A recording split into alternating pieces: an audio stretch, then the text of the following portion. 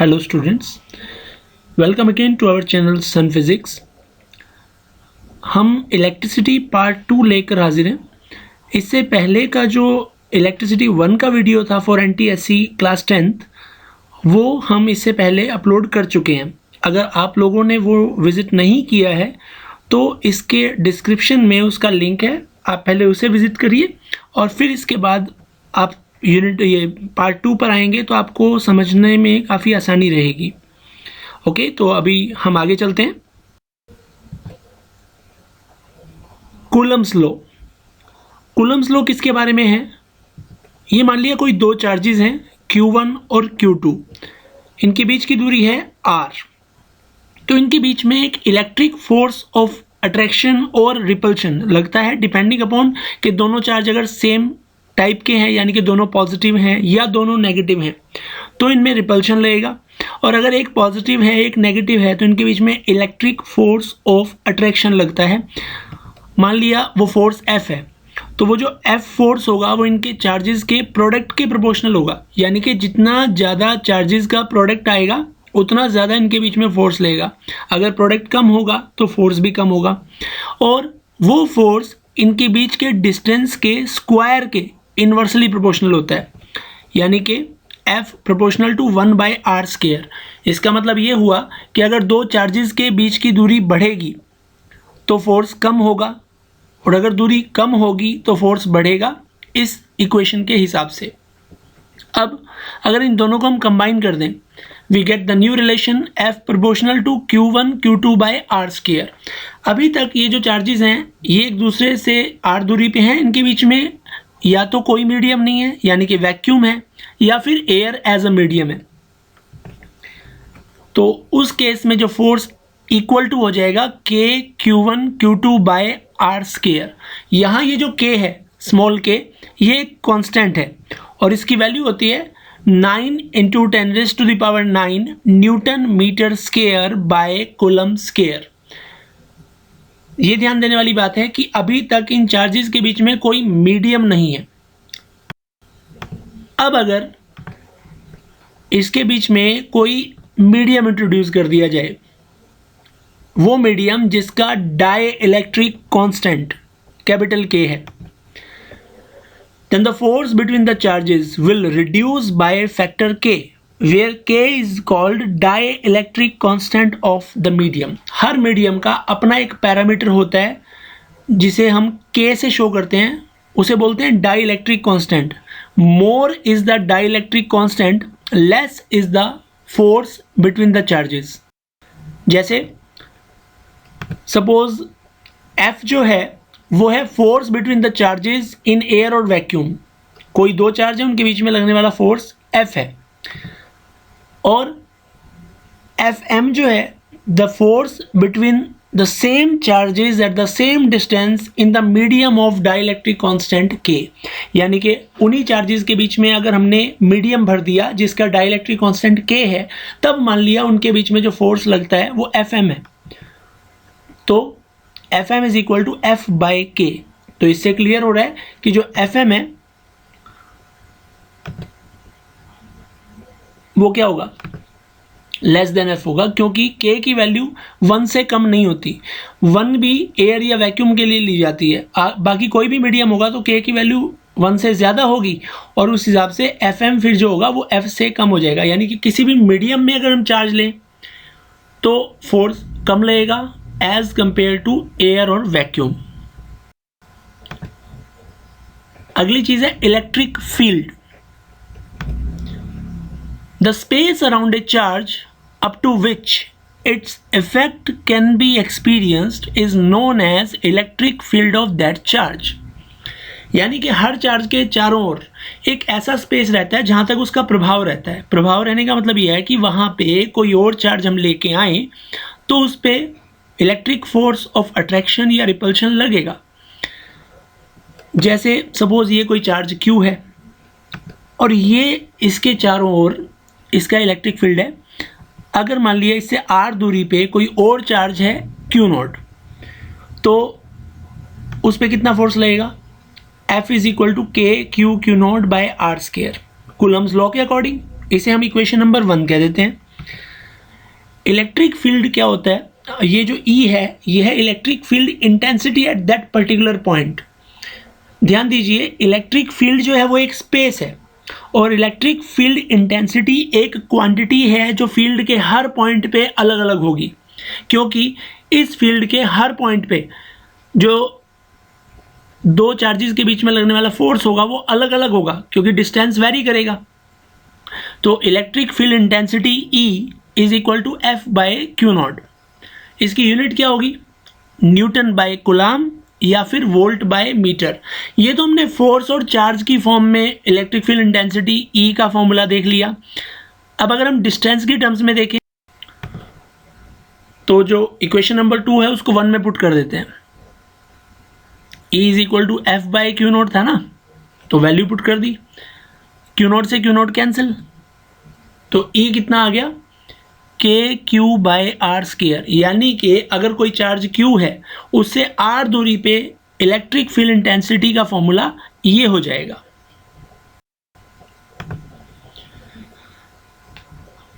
अभी तक हमने जो बात की है उसमें चार्ज रेस्ट पे थे, उनके बीच मतलब फोर्स लग रहा था, एक चार्ज के चारों ओर इलेक्ट्रिक फील्ड था। ये कंसेप्ट आपके 10th बेस पे ज़्यादा इंपॉर्टेंट नहीं है, लेकिन क्योंकि हम एनटीएससी की बात कर रहे हैं तो एनटीएससी में इसके बेस पे क्वेश्चंस आए हुए हैं, इसलिए मैंने ये कराया। तो अब हम बात करते हैं what makes charges to flow. ये जो करंट आता है चार्ज फ्लो होने की वजह से, तो चार्ज फ्लो होते किस कारण से हैं, क्योंकि चार्ज फ्लो होंगे तो करंट आएगा, लेकिन चार्ज क्यों फ्लो होंगे। देखिए, ये सपोज हमारे पास दो कंटेनर हैं जिनमें पानी है, एक में ज़्यादा हाइट तक है, एक में कम हाइट तक है। तो जो ज़्यादा हाइट वाला है उसकी जो बॉटम पे प्रेशर रहेगा वो ज़्यादा रहेगा, और ये जो दूसरा वाला है इसके बॉटम पे प्रेशर कम रहेगा। अगर हम इन दोनों कंटेनर को कनेक्ट कर देते हैं किसी पाइप के थ्रू, तो क्या होगा, ये पानी फ्लो करना शुरू करेगा। कहाँ से कहाँ की तरफ, region of high pressure to region of low pressure. यानी कि राइट वाले कंटेनर से लेफ्ट वाले कंटेनर की तरफ पानी फ्लो करेगा। देखिए कैसे, ये कनेक्ट किया, ये ऐसे ऐसे ऐसे ऐसे पानी इसका लेवल डाउन आएगा और लेफ्ट वाले का लेवल अप आ जाएगा। कब तक फ्लो करेगा, जब तक दोनों कंटेनर के अंदर पानी का लेवल बराबर नहीं हो जाता। अब देखिए, पानी का लेवल बराबर है, क्या अब किसी एक कंटेनर से दूसरे कंटेनर में पानी फ्लो हो रहा है, नहीं ना। इसका मतलब पानी केवल तभी तक फ्लो होगा जब तक दोनों कंटेनर का लेवल इक्वल नहीं हो जाता। क्यों, लेवल इक्वल होने से क्या हुआ कि दोनों के बॉटम पे प्रेशर इक्वल हो गया, यानी कि पानी का फ्लो प्रेशर के डिफरेंस के कारण होता है। As the water flows from one point to another only if there is a pressure difference between those two points. Liquid या वाटर केवल उन्हीं दो पॉइंट्स के बीच में फ्लो हो सकता है जिनके बीच में प्रेशर में डिफरेंस हो। इसी तरह से the charge moves only if there is a difference of electric pressure called the potential difference across the end of the conductor. यानी कि चार्ज केवल उसी कंडक्टर के अक्रॉस फ्लो होगा जिसके एक एंड और दूसरे एंड के बीच में इलेक्ट्रिक प्रेशर में फ़र्क है। अब वो जो इलेक्ट्रिक प्रेशर है उसे हम नाम देते हैं पोटेंशियल डिफरेंस। यानी कि दो पॉइंट के बीच में पोटेंशियल में अगर डिफरेंस होगा तो चार्ज उनके बीच में फ्लो होगा, अदरवाइज नहीं, यानी कि करंट फ्लो होगा। तो करंट फ्लो होने के लिए पोटेंशियल डिफरेंस का होना ज़रूरी है।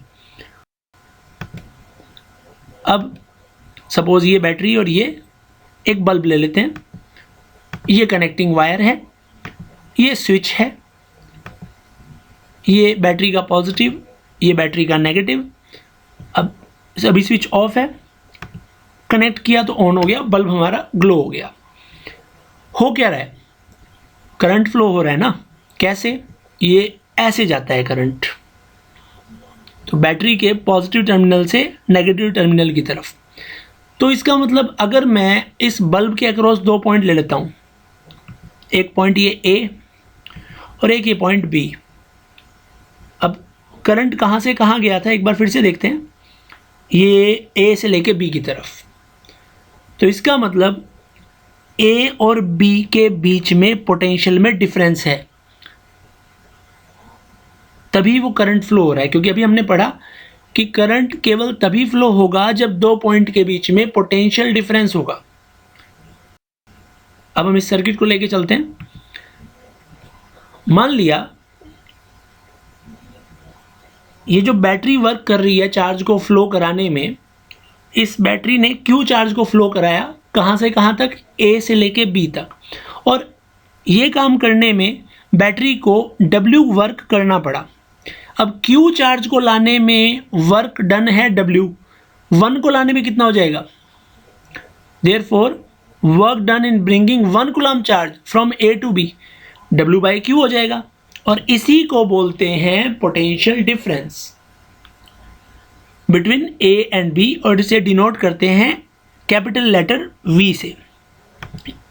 यानी कि पोटेंशियल डिफरेंस की क्या डेफिनेशन बनी, potential difference between two point is defined as the work done in moving unit charge between those two point। यानी कि किन्हीं भी दो पॉइंट के बीच में पोटेंशियल डिफरेंस वर्क डन होता है क्या करने में, यूनिट चार्ज को उन दोनों पॉइंट के बीच में मूव कराने में। यानी कि 1 कूलम्ब चार्ज को एक पॉइंट से दूसरे पॉइंट तक ले जाने में जितना वर्क करना पड़ेगा वही उन दो पॉइंट के बीच में पोटेंशियल डिफरेंस होगा, और उसका formula V is equal to W by Q. Unit W work है तो जूल, चार्ज कूलम्ब तो जूल बाय कूलम्ब, या फिर इसे वोल्ट भी बोलते हैं। तो volt is equal to joule by coulomb, या फिर 1 volt is equal to 1 joule by 1 coulomb. यहां से हम 1 वोल्ट पोटेंशियल डिफरेंस की डेफिनेशन दे सकते हैं। तो potential difference between 2 points is said to be 1 volt if work done in moving unit charge between those 2 points is 1 joule। यानी कि दो पॉइंट के बीच में potential difference 1 वोल्ट कहलाएगा अगर उन दोनों पॉइंट के बीच में यूनिट चार्ज को ले जाने में 1 जूल वर्क किया जाता है।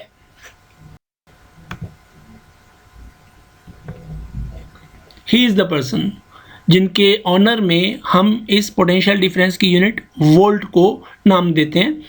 ही इज़ अलेजेंड्रो वोल्टा। इनका लाइफ स्पेन रहा है 1745 से लेके 1827 तक। एक और चीज़, ये आपको जो रेड वाले पॉइंट्स नज़र आ रहे हैं these are like positive, black वाला नेगेटिव है। तो ब्लैक वाला तो एक फिक्स है ही, अब डिपेंड करता है कि हम 0 to 3 वोल्ट मेज़र कर रहे हैं, या 0 to 15 वोल्ट मेज़र कर रहे हैं, या 0 to 300 वोल्ट मेज़र कर रहे हैं। आपके पास ये तीनों स्केल्स ऊपर दिए हुए हैं, ध्यान दीजिए। नीचे 0 से 3 का रेंज है, उससे ऊपर वाले में 0 से 15 का रेंज है, उससे ऊपर 0 to 300 का रेंज है। हम इसमें से सेलेक्ट कर सकते हैं जिस भी रेंज की वोल्टेज हम मेज़र करना चाह रहे हैं। तो एक पॉइंट तो फिक्स हो गया नेगेटिव वाला, positive depending upon the requirement वहाँ पे हम वायर लगाएंगे। इसको पैरेलल लिया जाता है। Voltmeter is always connected in parallel across the point between which the potential difference it need to be measured. यानी कि जिन दो पॉइंट के बीच में आपको वोल्टेज निकालनी है, पोटेंशियल डिफरेंस निकालना है, उनमें वोल्ट मीटर को पैरेलल ऑर्डर में लगाओ। क्या होता है पैरेलल ऑर्डर, वो देखिए। ये सर्किट है, सपोज ए और बी इन पॉइंट के बीच में हमें वोल्टेज निकालनी है। तो ये वोल्ट मीटर है,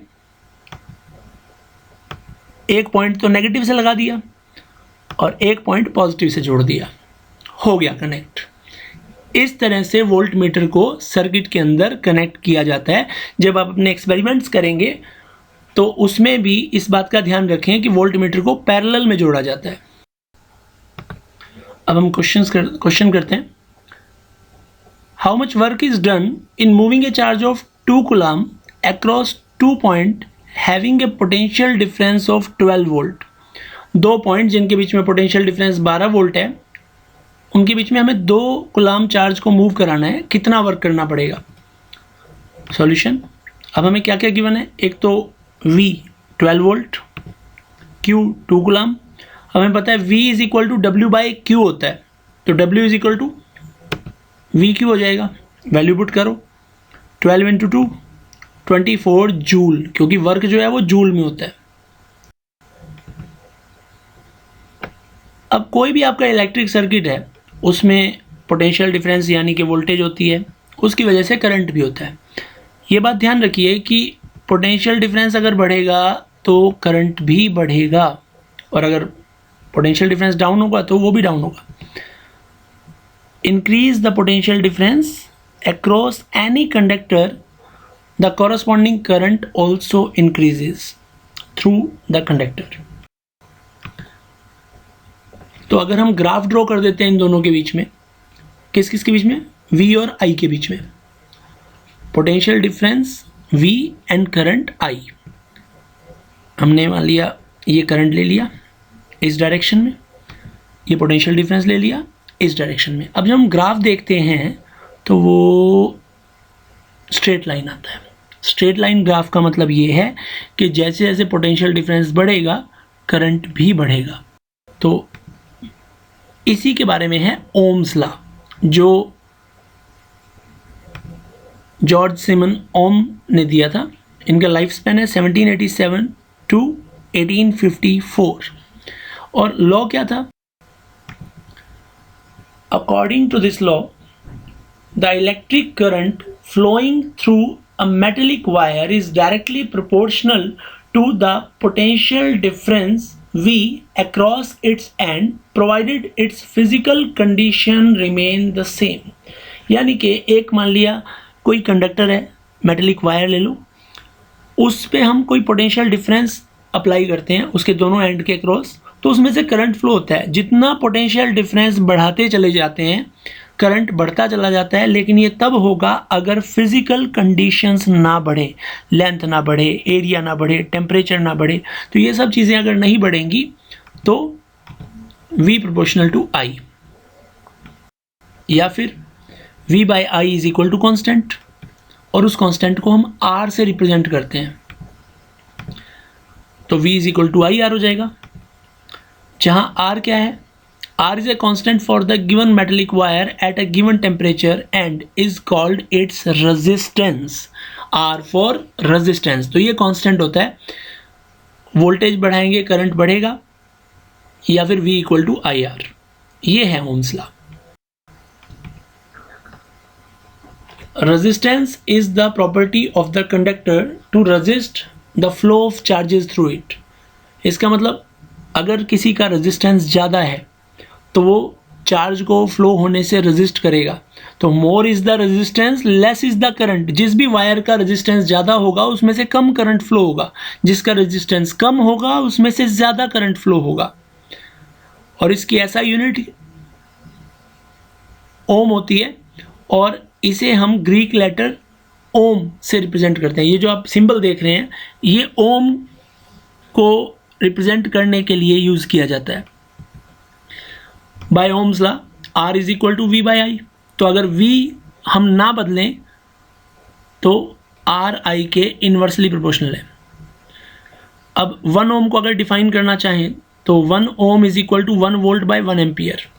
सो 1 ohm is defined as the resistance of that conductor through which 1 ampere current flows when a potential difference of 1 volt is applied across its end।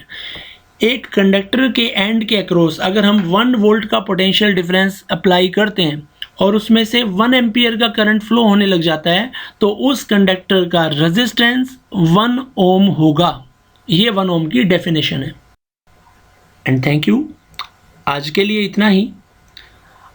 अभी तक जितना हमने किया है अगली वीडियो में हम इससे आगे चलेंगे। जैसे रेजिस्टेंस हमने स्टार्ट किया है, अब रेजिस्टेंस का सीरीज़ पैरेलल ऑर्डर भी आएगा, रेजिस्टिविटी भी आएगी, किन फैक्टर्स पे रेजिस्टेंस डिपेंड करता है, किस तरह से करता है, ये सारी चीज़ें आगे आएंगी। उसके न्यूमेरिकल्स भी होंगे, वो सारी चीज़ें हम आने वाले वीडियोज़ में कवर करेंगे। आई होप ये वीडियो आपका अच्छे से समझ में आया होगा।